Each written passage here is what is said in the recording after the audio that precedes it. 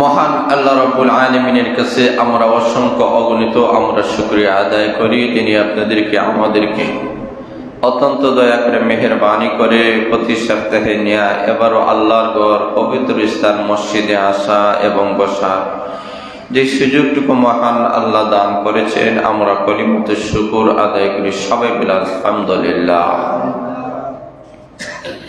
যে আয়াতে কারিমা আপনাদের সামনে তেলাওয়াত করেছি, এই আয়াতে আবার মহান আল্লাহ বলেন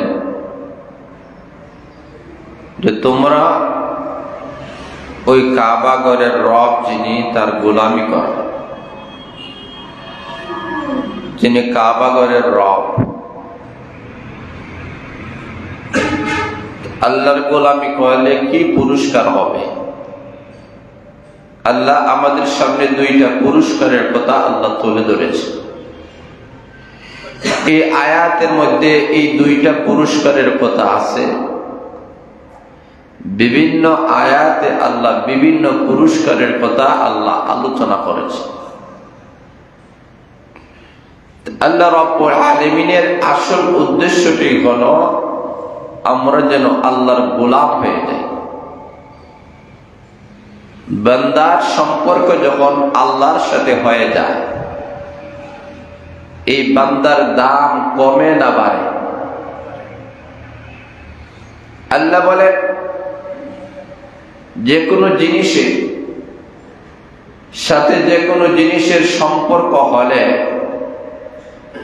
জিনিসটা যত দামি হয় তার সম্পর্কটাও ততই দামি হয়।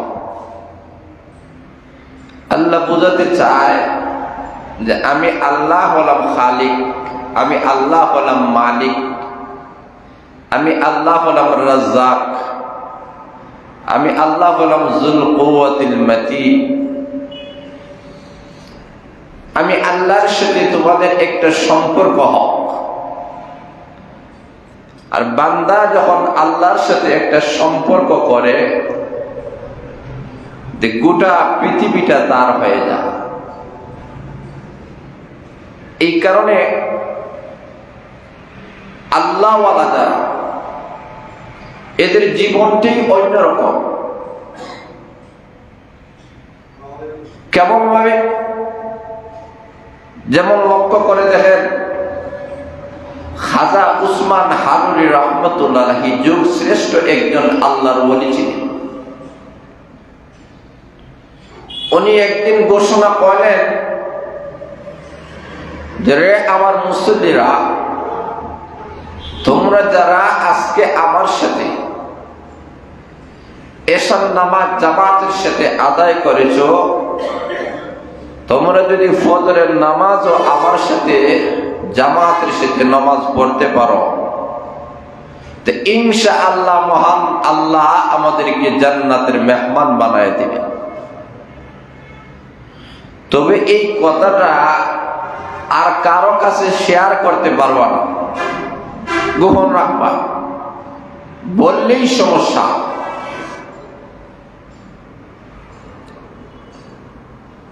উনি যখন এই ঘোষণা করে দিলেন যে ফজরের নামাজ যদি জামাতের সাথে পড়া যায়, তা আল্লাহ যদি আমাদেরকে জান্নাত দিয়ে দেয়, আজকের রাত আর ঘুমাবো না। আবার উনি নিষেধ করার কারণেও এমন হয়ে গেল, উনি বললেন যারা পড়বা না এরা হয়তো জাহান্নামে চলে যেতে পারো। তখন এই মজলিসের মধ্যে যারা ছিল এরা বাড়ির মধ্যে চলে গেল। বাবা আছে, নিজের সন্তানকে বলে না। কেন বলে না? বলে বিপদ আছে। সন্তানে শুনেছে, সন্তান ও বাবাকে বলে না। কেন? বিপদ হয়ে যাবে। কেউ কাউকে বলে না, আবার মনে বড় কষ্ট, আমি কি একা জান্নাতে চলে যাব? আমার ভাই, আমার আত্মীয় স্বজন কি জান্নাতে যাবে না? এটা তো হতে পারে না। তো হুজুরকে আবার নিষেধ করে দিলেন। টেনশনের মধ্যে সবাই পড়ে গেল।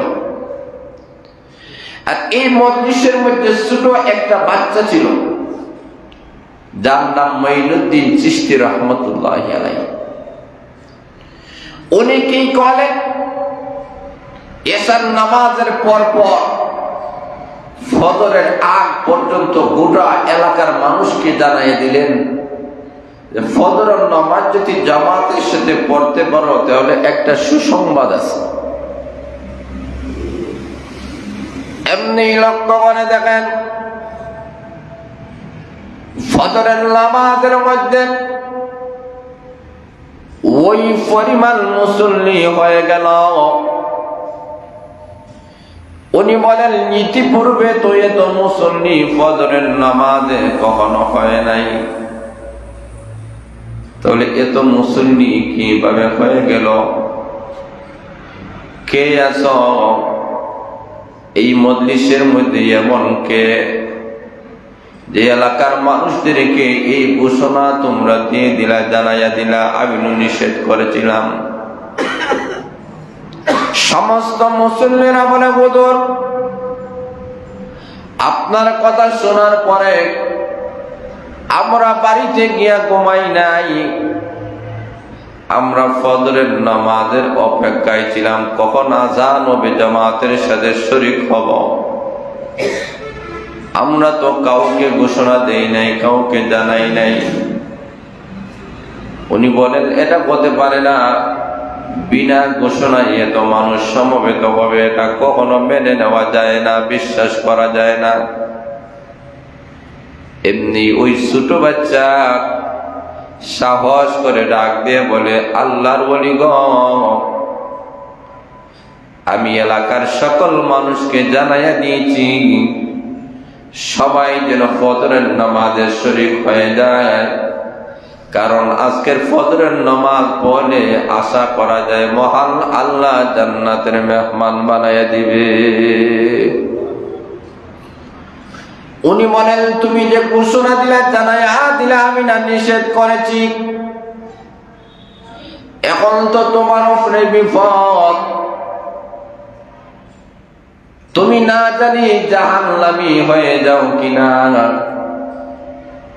উনি ডাক দিয়ে বলেন, হুজুর গো, আমার কোনো দুঃখ নাই, আমার কোনো বেদনা নাই, আমার কোনো আফসোস নাই।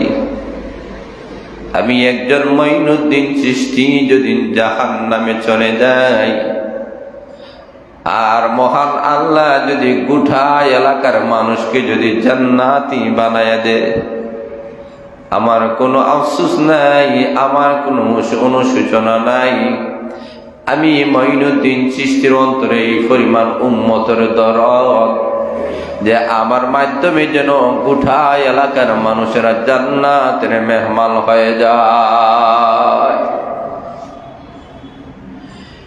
খাজা উসমান হারানী রাহমাতুল্লাহ আলাইহি ওই ছোট বাচ্চার কথা শুনে আশ্চর্যান্বিত হয়ে গেলেন। আমি বুঝতে পেরেছি, আমি পরীক্ষা করতে চেয়েছিলাম যে আমার ইন্তেকালের পরে এমন কোন দরদি মানুষ আসেনি যারা উম্মতের জন্য দরদ নিয়ে কাজ করবে, উম্মতদেরকে নসিহত করবে দরদ নিয়ে, আখিরাতের দরদ নিয়ে। এমন দরদি উম্মত আমার পরবর্তীতে কেউ হবে কিনা আমি সন্দেহের মধ্যে ছিলাম। রে বাবা, তোমার কথা শুনে আমি বুঝতে পেরেছি আমার ইন্তেকাল করে আমার কোনো দুঃখ নাই, তোমার মাধ্যমে আমার মহান আল্লাহ দিনের খেদমত চালাইয়া যাবে।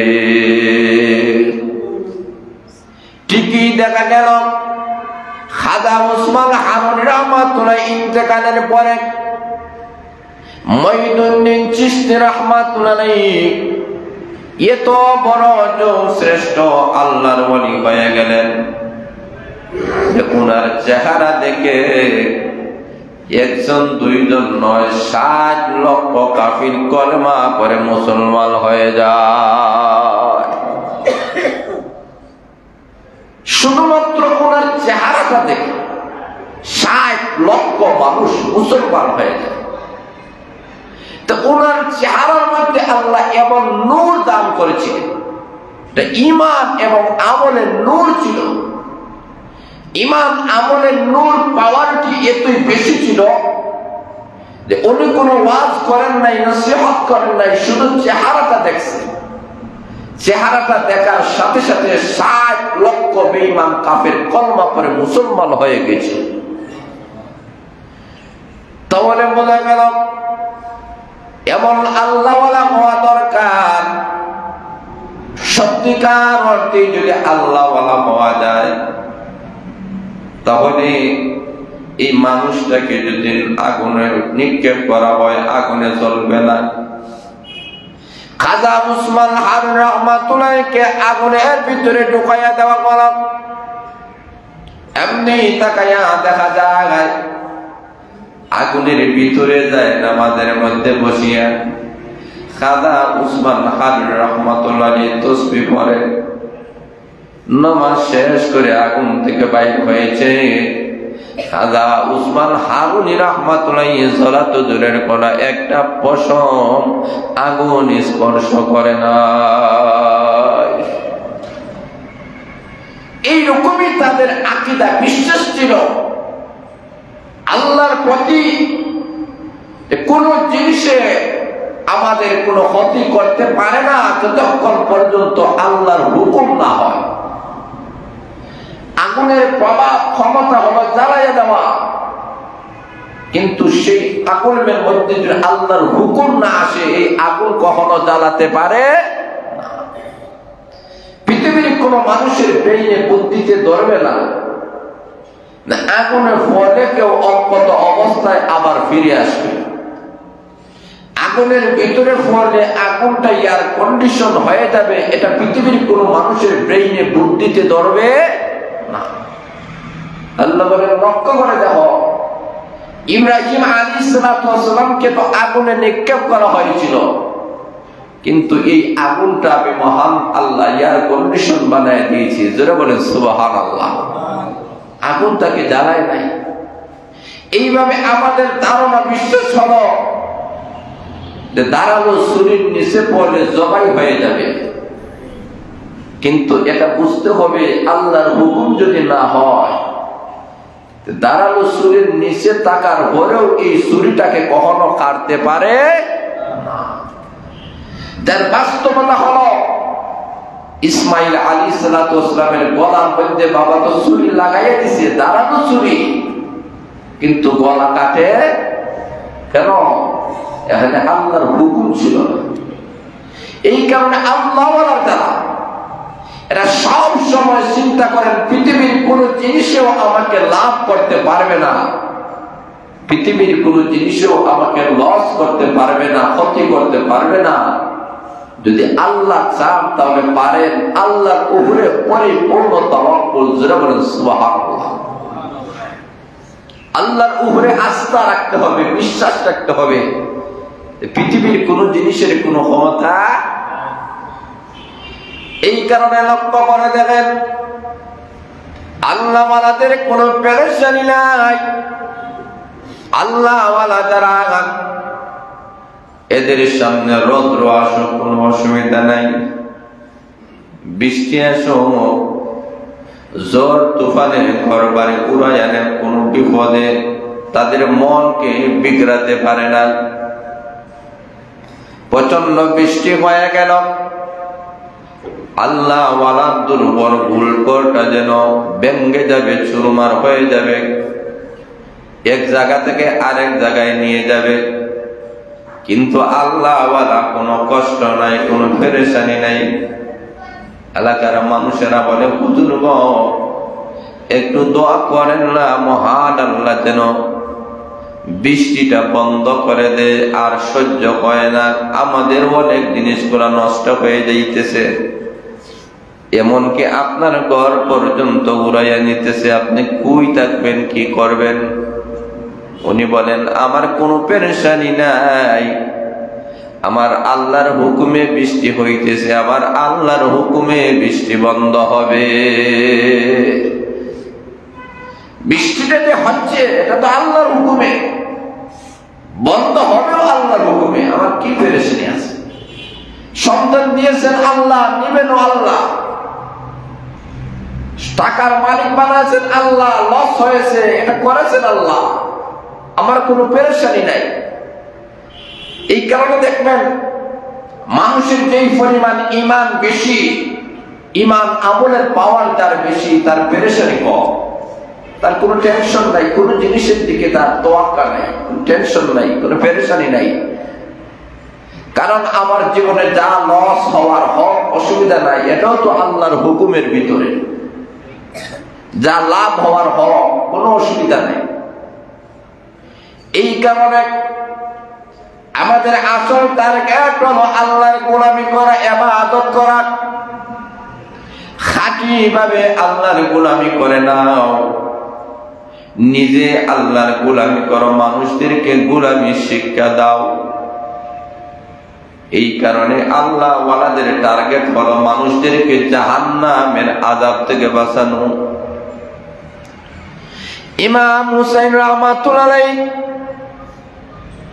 উনি তাকাইয়া দেখেন একজন বয়স্ক মানুষ নামাজ পড়তেছে, এমন ভাবে উনি নামাজ পড়তেছে, তাকাইয়া দেখেন নামাজ যেন সঠিক ভাবে হচ্ছে না। উনি ভাবেন আমি যদি ওই লোকটাকে যদি গিয়া বলি চাচা আপনার নামাজ হইতেছে না, উনি রাগান্বিত হবেন, কষ্ট পাবেন। এটা হতে পারে না। আমি কোন মানুষকে কোন জিনিস শিখাইতে গিয়া মানুষকে কষ্ট দেওয়া, এটাও তো ইসলামের নিয়ম নাই। উনি নামাজ শেষ করেছেন, উনি দাঁড়াইয়া আছেন, নামাজ শেষ করে উনি যখন রওনা করবেন বাড়ির দিকে, উনি বলেন চাচা দাঁড়ান না, আমি আপনার সামনে 2 রাকাত নামাজ পড়তে চাই, আপনি একটু দেখেন আমার নামাজ হয় কিনা। উনি বলেন ঠিক আছে বাবা তুমি নামাজ পড়ো। এমনি নামাজ শুরু করে দিলেন, 2 রাকাত নামাজ কমপ্লিট হয়ে গেল। উনি বললেন চাচা আমার নামাজটা দেখেছেন, কোন সমস্যা আসেনি? ওই লোকটা লজ্জিত হয়ে বলে আপনার নামাজের মধ্যে সমস্যা থাকা তো দূরের কথা, আমার জীবনে অনেক নামাজ পড়লাম, কিন্তু আপনার মতো এত সুন্দর নামাজ আমি জিন্দেগিতে কোনোদিন পড়তে পারি নাই। রে বাবা তুমি আমাকে একটু সময় দাও, তুমি একটু দেখে নাও আমি নামাজ পড়ব, আমার নামাজটা হয় কিনা। এমন ভাবে উনি তার সামনে নামাজ পড়লেন।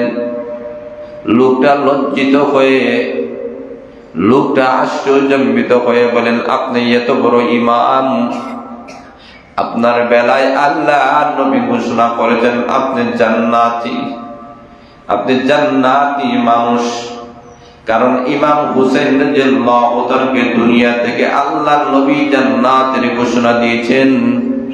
2 জন ভাইয়ের বেলায় আল্লাহ নবী বলেন আল হাসান ওয়াল হুসাইন সাইয়্যিদা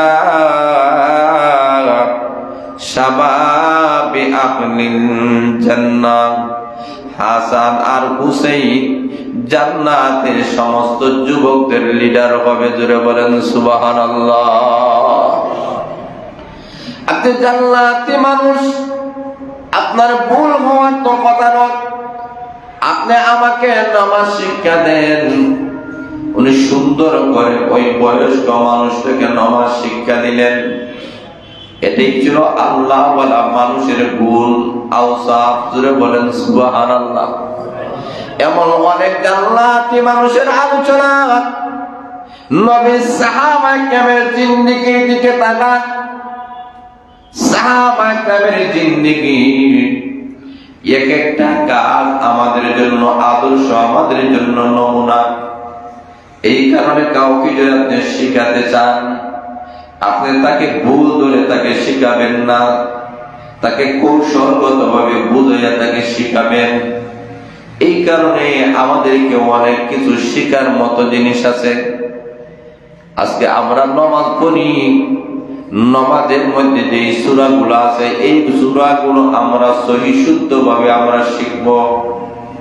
নামাজে কিভাবে হাত তোলা লাগে, নামাজে কিভাবে হাত বাঁধা লাগবে, কোন জায়গায় বাঁধবেন, কিভাবে রুকু করবেন, কিভাবে সিজদা করবেন, কিভাবে দুরূদ শরীফ পড়বেন, কিভাবে তাশাহুদ পড়বেন, কিভাবে সালাম ফিরাবেন, এই সবগুলা নিয়ম কানুন আমাদেরকে জানতে হবে, বুঝতে হবে। এইগুলা জেনে বুঝে সঠিকভাবে যদি 2 রাকাত নামাজ পড়া হয়, এই 2 রাকাত নামাজ ঠিক 1000 নামাজের চাইতে উত্তম। এই কারণে সাহাবায়ে কেরামের জিন্দেগি থেকে আলোচনা করতে হবে। তাদের এক একটা কাজ আমাদের জন্য নমুনা, আমাদের জন্য আদর্শ। খলিফাতুল মুসলিমিন আমিরুল মুমিনিন আবু বকর সিদ্দিক রাদিয়াল্লাহু তাআলা দুনিয়া থেকে চলে গেলেন। একটা মজলিস কায়েম করা হলো। মজলিসটা নাম দেওয়া হলো সিরতে আবু বকর সিদ্দিক রাদিয়াল্লাহু তাআলা জীবনী আলোচনা। লোকেরা আলোচনা করল, ওনার কোনো গাইল। আলোচনার শেষ পর্যায়ে সাধারণ একজন মানুষ দাঁড়ায় বলে, উমর, আপনি আমিরুল মুমিনিন, খলিফাতুল মুসলিমিন, আমার জানা মতে আবু বকর সিদ্দিক রাদিয়াল্লাহু তাআলা এমন একটা আমলের কথা আমার জানা আছে, যদি পারমিশন দেন এই আমলের কথা বলবো। সাধারণ মানুষ, মুসলিম জাতির খলিফা, যার আঙ্গুলের ইশারায় অর্ধেক পৃথিবী পরিচালিত হয়, ওনার কাছে যখন বলেছেন, সাধারণ মানুষেরা বলে, আপনি আবার কি জানেন, আপনি আবার অনুমতি চান। কিন্তু হযরতে ওমর বলেন, যদিও লোকটা সাধারণ হতে পারে, কিন্তু এই লোকটা আমার কাছে বড় দামি, কারণ তার কাছে আবু বকর সিদ্দিক রাদিয়াল্লাহু তাআলা এমন একটা আমল আছে, যে আমলটা মনে হয় আমি উমরের জানা নাই। আমি এই ছোট একজন মানুষের কাছ থেকেও একটা জিনিস আমি শিখব। বলো, তোমাকে পারমিশন দিলাম। উমর কোন উমর? সেই মুসলিম জাহানের খলিফা উমর, যিনি যে রাস্তা দিয়ে চলাফেরা করতেন, এই রাস্তা দিয়া পর্যন্ত মির্জা ইবলিস যাইতে পারে না, ভিন্ন রাস্তা দিয়া বাতাস সারিয়া সারিয়া যায়। আল্লাহ তাকে এতই পাওয়ারিটি আল্লাহ দান করেছে, ভিন্ন রাস্তা দিয়ে মিস্টার ইবলিস যায়। ইবলিসও এই রাস্তা দিয়ে যাওয়ার ক্ষমতা নাই, সেই পাওয়ারফুল উমর। উনি বলেন, বলতে পারো, কোনো অসুবিধা নাই, বলো। তবে কথা বলতে হলে আদবের সাথে বলবা, নম্রতা ভদ্রতার সাথে কথা বলবা। হযরত উমর রাদিয়াল্লাহু তাআলা বলেন, কি আছে তোমার কাছে এমন একটা আমল যে তুমি জানো?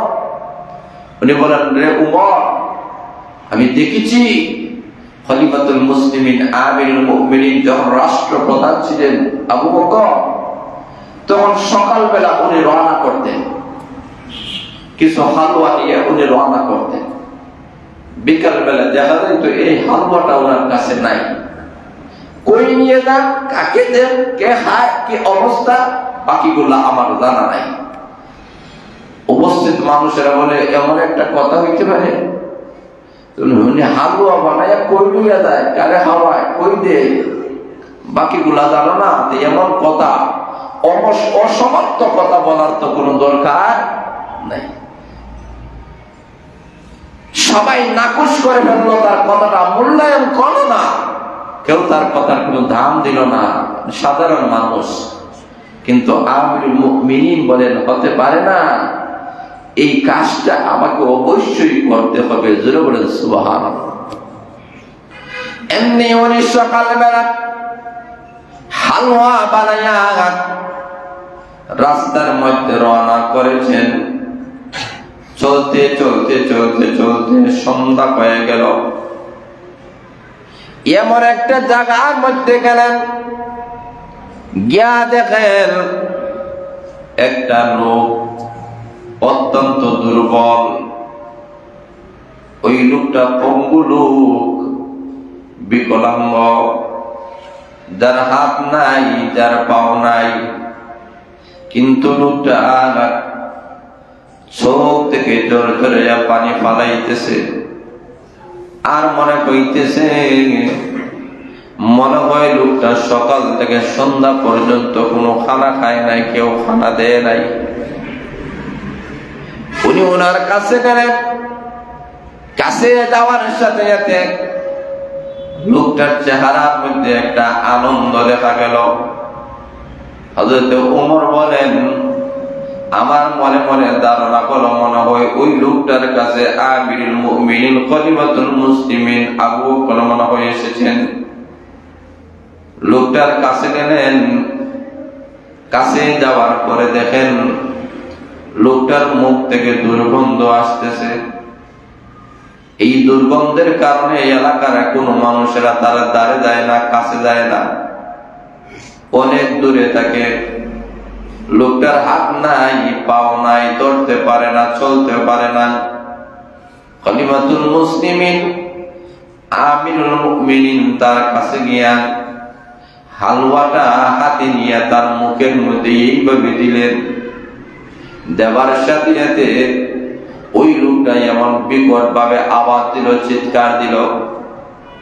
চিৎকার শুনে হযরত ওমর বলেন, তুমি কেন চিৎকার দাও? আমি তো তোমাকে হালুয়া দিলাম তোমার মুখে তুলে, এর পরে কেন চিৎকার দাও? উনি বলেন, দেওয়ার কারণ হলো তুমি যেইভাবে দিতেছো এইভাবে তো আমার জিন্দেগিতে কেউ আমাকে দেয় নাই। বলে, কিভাবে দেওয়া হবে? উনি বলেন, তোমার পূর্বে একটা লোক আসতো, ওই লোকটা এমন ভাবে তো আমাকে হালুয়া আমার মুখে দেয় নাই। উনি আবার নিশ্চিত হয়ে গেলেন, তাহলে ওই লোকটার কাছে মনে হয় উনি এসেছেন। তাহলে উনি বলেন, ওই লোকটা কেন আসলো না? হযরত ওমর রাদিয়াল্লাহু আনহু চোখের পানি আর সামলাতে পারে না, চোখ থেকে জোর জোরে পানি পালায়, ডাক দিয়ে বলেন, রে যুবক, শুনে নাও, যেই লোকটা প্রতিদিন তোমার কাছে হালুয়া নিয়ে আসতো, এই লোকটা এই দুনিয়ার মধ্যে নাই, চিরকালের জন্য দুনিয়া থেকে লোকটা চলে গিয়েছে, আর কোনদিন এই লোকটা আসবে না, আর তোমাকে হালুয়া তোমার মুখে তুলে দিবে না। এমনি কথা শুনে লোকটা জোর জোরে চোখ থেকে পানি জড়াইতেছে। ওই আহারে, এমন শরীফ মানুষ, নম্র মানুষ, ভদ্র মানুষ, আল্লাহওয়ালা মানুষ এই দুনিয়া থেকে চলে গেল। উনি বলেন, উনি যাওয়ার পরে আমি গোলাম মুসলিম জাহানের খলিফা, উনি কিভাবে তোমাকে খাওয়াইছে আমাকে একটু নমুনা বলো। এমনি উমর বলে, উমরের কাছে লোকটা বলে, ওই লোকটা হালুয়া হাতে নেয় নাই, ওই লোকটা হালুয়াটা তার মুখে নিয়েছে, মুখে নিয়ে জিহ্বার মাধ্যমে আমি হা করেছি, আমার জিহ্বার মধ্যে দিয়েছে, আমার মুখের সঙ্গে তার মুখ লাগাইয়া হালুয়াটা আমার মুখে দিয়েছে, এমন ভাবে আদর করে ভালোবেসে আমাকে খাওয়াইছে। ওই লোকটা যে আল্লাহর প্রিয় বান্দা আমার কোনো সন্দেহ নাই। হযরত ওমর বলেন, আরে ভাই, আমি বুঝতে পারি নাই, আমি আল্লাহ করে ফেলেছি, অপরাধ করে ফেলেছি, আমি তোমার খাবার নিয়মটা আমি বুঝতে পারি নাই। ও ভাই, কিয়ামতের কঠিন ময়দানে আমাকে আসামির কাঠ করায় তুমি দাঁড় করাইও না, আমি তোমাকে ওই লোকটার মতো তোমার মুখে আমি খানা দিব। আমিরুল মুমিনিন ওমর রাদিয়াল্লাহু তাআলা হালুয়াটা এবার মুখে নিয়ে তার মুখের সঙ্গে মুখ লাগাইয়া জিহ্বার মাধ্যমে তার মুখের মধ্যে ঠেলামাই দিয়ে উনি এমন ভাবে দিলেন, লোকটা খাইল আর বলল, ওরে আমিনুল মুমিনিন, এবার ওই লোকের মতো তোমার আমলটা হয়েছে। এবার ওমর বলেন, এইভাবে যতদিন তুমি দুনিয়ার মধ্যে থাকবা, আমি ওমর নিজ দায়িত্বে তোমার মুখে খাবার পৌঁছাইয়া দিব। হযরতে ওমর রাদিয়াল্লাহু তাআলা এই জিনিসটা দেখে আশ্চর্যান্বিত হয়ে গেলেন যে কোন দিক দিয়ে কোনদিন আবু বকরকে আমি পিছাতে পারি নাই, কোন আমলের মাধ্যমে তাকে পিছাইতে পারি নাই। রাষ্ট্রপ্রধান হওয়ার পরে এমন একটা আমল করেছেন যে আমলটা বাহ্যিক ভাবে দেখা যায় স্বাভাবিক, কিন্তু আমলটা বড় গুরুত্বপূর্ণ। উনি বলেন, কোন ক্ষেত্রেই আবু বকরের আগে আমি বাড়তে পারি নাই। নামাজের বেলায় হোক, তেলাওয়াতের বেলায় হোক, জিকির আজকারের বেলায় হোক, দান খয়রাতের বেলায় হোক, সেবা করার বেলায় হোক, এমন কোন অধ্যায় নাই, এমন কোন ডিপার্টমেন্ট নাই যেখানে আবু বকর সর্বপ্রথম হয় নাই।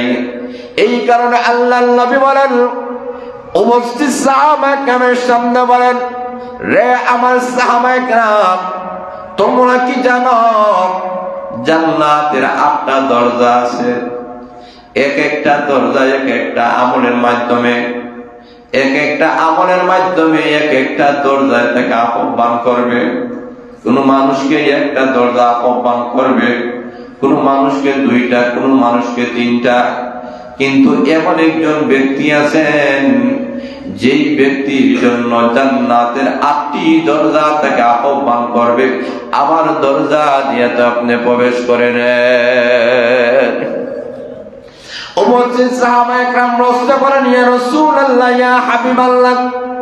এমনকি আবু বকর বলেন, নবীজি, আপনি কি সেই লোকের নামটা মেনশন করবেন যেই লোকটাকে জান্নাতের 8টি দরজা থেকে আহ্বান করা হবে ঢোকার জন্য? আল্লাহর নবী মুস্কি হাসি দিয়ে বলেন, আবু বকর, সেই লোকটা আর কোন নবীর উম্মত নয়, আর কোন উম্মত নয়, সে হয়েছে আমি নবীর উম্মত। সর্বপ্রথম তুমি আবু বকর জান্নাতের মেহমান হবে উম্মতের মধ্য থেকে, আর তোমাকে 8টি দরজা থেকে আহ্বান করা হবে। এই পরিমাণ আমল আবু বকর করেছে, যাকে জান্নাতের 8টি দরজায় আহ্বান করবে, আমার দরজা দিয়ে প্রবেশ করেন, এইভাবে থেকে আহ্বান করবে। কারণ স্কয়ার ছিলেন আবু বকর, সব দিক দিয়া সর্ব আমলে এমন কোন আমল নাই যে আবু বকরের মধ্যে কমতি ছিল। আবু বকর সিদ্দিক রাদিয়াল্লাহু তাআলা সর্বদিক দিয়া উন্নত ছিলেন। আমলের দিক দিয়া কেউ উনাকে পিছনে পালাইতে পারে নাই। তিনি হয়েছেন আবু বকর, তিনি হয়েছেন জান্নাতি মানুষ। যারা বলেন সুবহানাল্লাহ। এই কারণে আল্লাহ বলেন যে সেই রবের গোলামি করো, এই রবের তোমরা গোলামি করো। তারাও যেমন সম্মানিত হয়েছেন, তারা যেমনি ভাবে দাবি হয়েছেন, মর্যাদাশালী হয়েছেন, তোমরা ওই রকম দাবি হবা, তোমরা ওই রকম সম্মানিত হবা, ওই রকম মর্যাদাশালী হবা। কিন্তু তোমাদের কাছে থাকতে হবে রবের ভালোবাসা, রবের মহাব্বত, আল্লাহর ভালোবাসা তার অন্তরে আছে। এই লোকটা কখনো নামাজ ছাড়তে পারে? আল্লাহর ভালোবাসা তার অন্তরে আছে। এই লোকটা কখনো নবীর কোন আদর্শ থেকে সামান্য ছোট আমলও কখনো ছাড়তে পারে না। সর্বক্ষেত্রে লোকটা আগে থাকবে, মসজিদের বেলায় আগে, নামাজের বেলায় আগে, তেলাওয়াতের বেলায় আগে, জিকিরের বেলায় আগে, দুরূদ শরীফের বেলায় আগে, মানে সর্বনেক আমলের ব্যাপারে সে সবচেয়ে আগে থাকবে। এটাই হচ্ছে গেলি আল্লাহওয়ালা মানুষের গুণ। এই কারণে মসজিদের মধ্যে যখন আমরা আসবো, আমরা সামনটা যারা আগে আসে তার ফজিলতটাই বেশি। যারা বলেন না সুবহানাল্লাহ, আগে আসবেন। দুনিয়ার সব কাজে আমরা আগে থাকি, কিন্তু দিনের কাজে আমরা খুব পিছনে। দেখবেন নামাজের বেলায় দেখবেন সর্বশেষে, ওয়াজ নসিহতে গেলে সর্বশেষে, মাহফিলে ওর শেষ প্রান্তে। না, এটা হতে পারে না। দান খয়রাতের বেলায় সর্বশেষ লিস্টিটা উনার নাম না, সর্ব আগে যেন আমার নামটা থাকে, সবচেয়ে আগে যেন আমি থাকি নেক কাজের মধ্যে। আল্লাহ বলেন নেক কাজের মধ্যে প্রতিযোগিতা করো, একজন আরেকজনের চেয়ে প্রতিযোগিতা করো। সাহাবায়ে কেরামের জিন্দেগি তো এমন ছিল, রাসূল বলেন যে পরিবারের দায়িত্ব সাহাবায়ে কেরামের, হয়তো বাবা যাইবা নাইলে সন্তান যাইবা যুদ্ধের ময়দানে। এখন বাবা যুক্তি দে, সন্তানকে বলে, বাবা রে তোর বয়স কম, তুই বিয়ে শাদী করছস না, তোর ভবিষ্যৎ আছে, তোর বোনদেরকে দেখছো তুই কর, আমি যুদ্ধের ময়দানে চলে যাই আল্লাহর নবীর সাথে, আর শহীদ হয়ে আল্লাহর তৈরি জান্নাতের মেহমান হয়ে যায়। বাবা বলে যুক্তি দে। সন্তান কম নয়, সন্তান বলেন বাবা আপনি বয়স হয়ে গেছে, আপনি একটু বাড়িতে থাকেন, আরাম করেন, আপনার মেয়েদের দেখশুন করেন। আমি যুবক মানুষ, আমি যৌবনের তারুণ্যতা আছে আমার, এখনো বিয়ে শাদী করি নাই, এই যৌবনের দাম আছে। এই যৌবনের রক্তটা যেন ইসলামের জন্য, কোরআনের জন্য, আল্লাহর দ্বীনের জন্য আমি দিয়ে আসি। আপনি বাড়িতে থাকেন, আমাকে সুযোগ দেন, আমি যুদ্ধের ময়দানে গিয়ে শহীদ হয়ে আল্লাহ তৈরি জান্নাতের মেহমান হয়ে যাব। বাবার সন্তানের মধ্যে প্রতিযোগিতা, বাবার সন্তানকে সাথ দিতে রাজি নাই, সন্তান বাবাকে সাথ দিতে। আর আমাদের অবস্থা হলো যেমন যে মসজিদে যদি কোনো চান্দা হয় আমার বাবা দিবে, মাদ্রাসার চান্দা বাবা দিবে, যে কোনো চান্দা বাবা দিবে, খাওয়ানোর বেলায় নিজে আগে। কথা বলে ঠিক না? বিয়ে শাদী যদি দাওয়াত দেওয়া হবে, বাবা উনি দিতে পারবেন না, বয়স্ক মানুষ, আমি দেই। দুনিয়ার বেলায় আমার আগে। কিন্তু এটা বুঝতে হবে যে আমার বাবা যদি মসজিদে 1000 টাকা দেন, আমি সন্তান হিসাবে আমিও 1000 দিই। কিন্তু আমাদের অবস্থা হলো এমন, না একজন দিবে, এটা হতে পারে না, এটা হতে পারে না, কখনো এটা হতে পারে না। খাওয়ানোর বেলায় আপনি দেখবেন একজনে খাইলে সবার পক্ষ থেকে কি ঘুরা হয়, সবাই খাওয়া লাগে। ঠিক তেমনি ভাবে মসজিদের জন্য দান খয়রাতের কথা যখন বলা হবে, তখন বাবা বলবেন আমি 1000, ছেলে বলবে আমি 1000, স্ত্রী বলবে আমি 1000, মাও বলবে আমি 1000, মেয়ে বলবে আমি 1000। এক কথায় পরিবারের যত সদস্য ততই চান্দা হবে। এটি হচ্ছে নিয়ম। প্রতিযোগিতামূলক আমাদেরকে চলতে হবে। আল্লাহ নবী যেমনি ভাবে দান খয়রাত করেছেন, আম্মা আয়েশা সিদ্দিকা রাদিয়াল্লাহু তাআলা জিন্দেগির দিকেও তাকাইলে দেখা যায় আল্লাহ রাসূল এমন ভাবে দান করা শুরু করছেন আল্লাহ রাস্তায়, দিতে দিতে এমন হয়ে গেছে আল্লাহ ডাক দেওয়া নবী এমন নয় যে সবগুলা দিয়ে দিবেন, মানে কিছু রেখে দেন। আম্মা আয়েশা সিদ্দিকা রাদিয়াল্লাহু তাআলা কাছে যদি কোনো হাদিয়া তোফা আসতো, আর কেউ আসে যদি বলতো আমাদের ঘরে খাবার নাই, উনি দিয়ে দিতেন। উনি খাইবেন কিনা এই দিকে লক্ষ্য নাই, আল্লাহ রাস্তায় দিয়ে দিতেন। দান খয়রাতের বেলায় আল্লাহ নবী যেমন ছিলেন, ওনার স্ত্রীরাও তেমন ছিল। এতে বোঝা গেল পরিবারের সকল সদস্যকে এই দিকে উদ্বুদ্ধ করতে হবে। বাবা হিসাবে যখন মসজিদে দান করবেন, সন্তানের পকেটও মসজিদে আসতে গিয়ে আমরা মনে করেন 20 টাকা 100 টাকা নিয়ে আসলাম, সন্তানকে নিয়ে আসলাম, তার পকেটেও আরো 10 টাকা দেন বাবা হিসাবে। এই সন্তানরা যখন তার হাতে দিবে, সেও শিখবে যে এইভাবে দান করতে হয়। তাকে এই পদ্ধতিতে আপনি শিখান, দেখবেন পরবর্তীতেও এই সন্তানটাও দান খয়রাত করেওয়ালা হবে। জোরে বলেন সুবহানাল্লাহ। এমন নয় শুধু নিজে দিবেন, এমনও আছে যে আপনার ঘর থেকে আপনি 5000 টাকা মসজিদে দান করবেন। এখন এটার মধ্যে সবাই শরীক হতে পারে। বাবা বলবে আমি দান খয়রাত করব, সব হয়ে যাবে। স্ত্রীও তার স্বামীকে যদি বলেন আপনি দেন, এই দেন বলার সাথে সাথে স্ত্রীর আমল নামায় সওয়াব।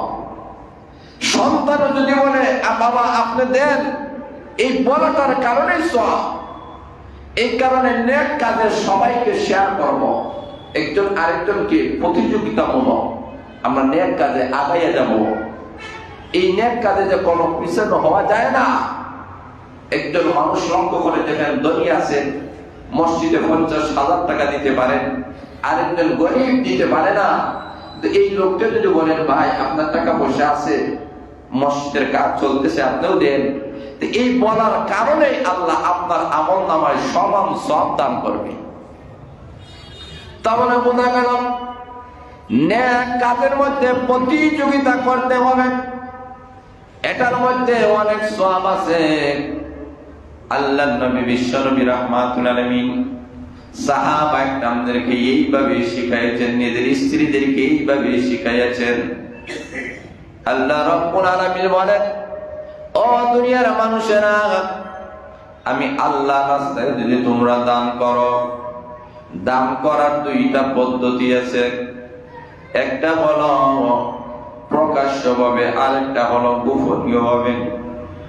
দুইটার মধ্যে সওয়াব আছে।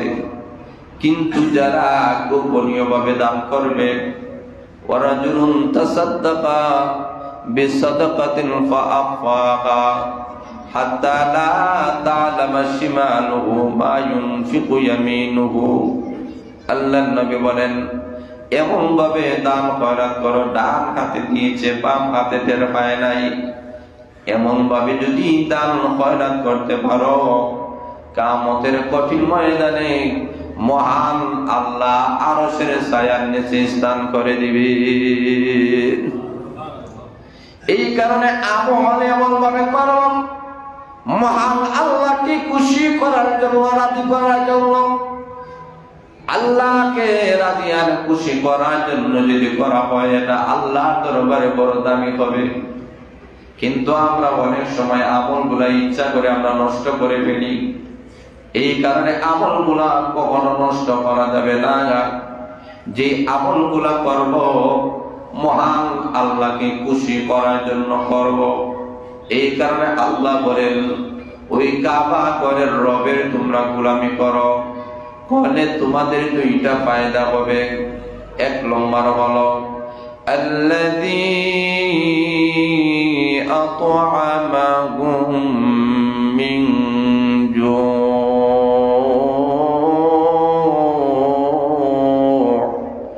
আল্লাহ বলেন, এক নম্বর হলো বয়ের মহান আল্লাহ তোমাদেরকে খিদা নিবারণ করে দিবেন। তোমাদের কোনো খিদা থাকবে না, তোমাদের কোনো অভাব থাকবে না। তোমাদের পেটে খিদা যখন লাগবে, আল্লাহ খিদা নিবারণ করে দিবে। জোরে বলেন সুবহানাল্লাহ। এমন ভাবে আল্লাহ রিজেকের ফয়সালা করে দিবেন। একটা রিজেক হলো বাহ্যিক রিজেক, আরেকটা হলো আভ্যন্তরীণ রিজেক। এমন ভাবে এমন জায়গা থেকে আল্লাহ তোমাদের রিজেকের ফয়সালা করে দিবে, যেটা কোনোদিন কল্পনা জল্পনা করতে পারো না। এমন জায়গা থেকে মহান আল্লাহ তোমাদের রিজেকের ব্যবস্থা করে দিবে। দুই নম্বর হলো ওয়া আমানাকুম মিল খাউফ। আল্লাহ বলেন, বয়ের সময় তোমাদেরকে নিরাপত্তা দান করব। তোমাদের কোনো ভয় নাই, তোমাদের কোনো টেনশন নাই। টেনশন মুক্ত একটা জিন্দেগি দেওয়ার মালিক কে? আরো জোরে বলেন কে? আল্লাহ বলেন, তোমাদের কোনো ভয় থাকবে না, টেনশন নাই, টেনশন মুক্ত একটা জিন্দেগি দিবেন। এই পৃথিবীতে সবচেয়ে বড় রোগ হলো মানুষের টেনশন। টেনশনের কোনো ঔষধ নাই, কোনো মেডিসিন নাই। জোরে বলেন ঠিক না বেঠিক? করোনা ভাইরাসের ভ্যাকসিন আছে, কিন্তু টেনশনের কোনো ঔষধ নাই। টেনশনের একমাত্র মহা ঔষধ হলো আল্লাহ বলেন, আলা বিযিকরিল্লাহি তাতমাইন্নুল কুলুব।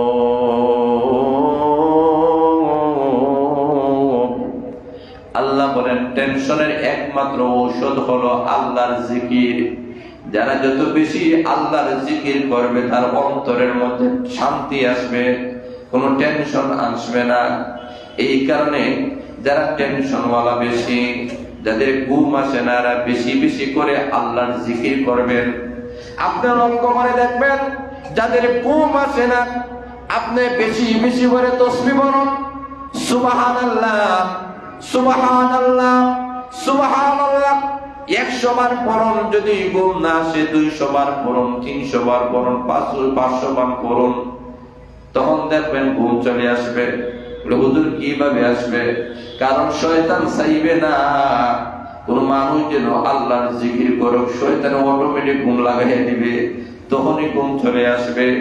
এই কারণে দেখবেন যারা তাসবিহ পড়বে হঠাৎ করে ঘুম চলে এসেছে। এই কারণে লক্ষ্য করে দেখবেন ওয়াজ নসিহতের মধ্যে মানুষেরা যখন যায় তখন ঘুম চলে আসে।